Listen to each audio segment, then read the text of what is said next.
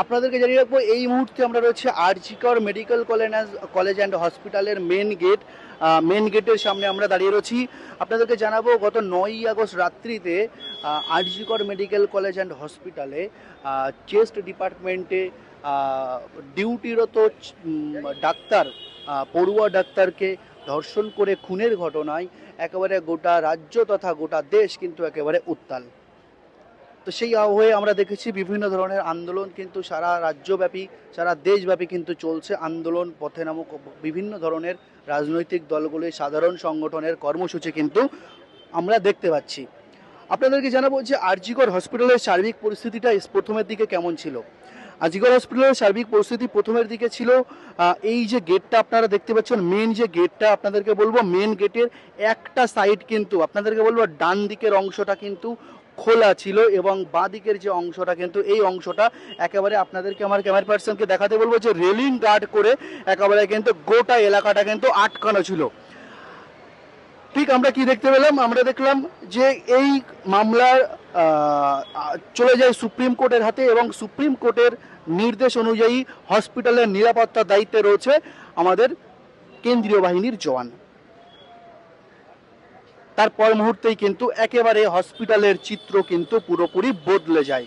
আপনাদেরকে বলবো যে আপনারা এখন দেখতে পাচ্ছেন যে হসপিটালের দুটি গেট, একেবারে হসপিটালের দুটি গেট কিন্তু পুরো উন্মুক্ত করা হয়েছে এবং যে রেলিং, যে ব্যারিকেড ছিল সেই ব্যারিকেড কিন্তু সরিয়ে ফেলা হয়েছে। সর্বমোট টোটাল 2 কোম্পানির কেন্দ্রীয় বাহিনী কিন্তু এই হসপিটালে মোতায়েন করা হয়েছে। আপনাদেরকে জানাবো যে 2 কোম্পানির কেন্দ্রীয় বাহিনী সর্বমোট 151 জন কেন্দ্রীয় বাহিনীর জওয়ান, মহিলা মেল ফিমেল মিলিয়ে 151 জন কিন্তু কেন্দ্রীয় বাহিনীর জওয়ান কিন্তু এখানে কিন্তু কেন্দ্রীয় বাহিনীর সিআইএসএফ এর কিন্তু জওয়ান কিন্তু এখানে কিন্তু মোতায়েন করা হচ্ছে।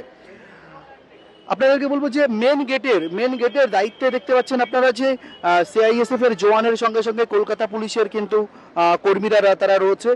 রীতিমতো আপনাদেরকে বলবো যে বিশেষত মহিলা পুলিশ কিন্তু হসপিটাল এরিয়াতে একেবারে ভোরে, মানে একেবারে প্রত্যেকটা স্পটে, প্রত্যেকটা পয়েন্টে কিন্তু মহিলা পুলিশের হার কিন্তু আমরা কিন্তু বেশি দেখতে পাচ্ছি।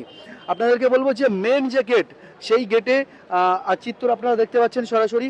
আর আপনাদেরকে জানাবো যে বিল্ডিংয়ের যে গেট, এমার্জেন্সি যে গেট, সেই গেটে কিন্তু হসপিটালের বিল্ডিং গেটে কিন্তু আমাদের রাজ্য পুলিশের কিন্তু কর্তারা, রাজ্য পুলিশের পুলিশ কর্তারা তারা কিন্তু সেখানে পাহারা দিচ্ছে এবং হসপিটালের বিল্ডিংয়ের ভিতরে মেন 20টি পয়েন্টে, 20টি জায়গাতে কিন্তু কেন্দ্রীয় বাহিনীর সিআইএসএফ জওয়ান কিন্তু মোতায়েন করা হয়েছে।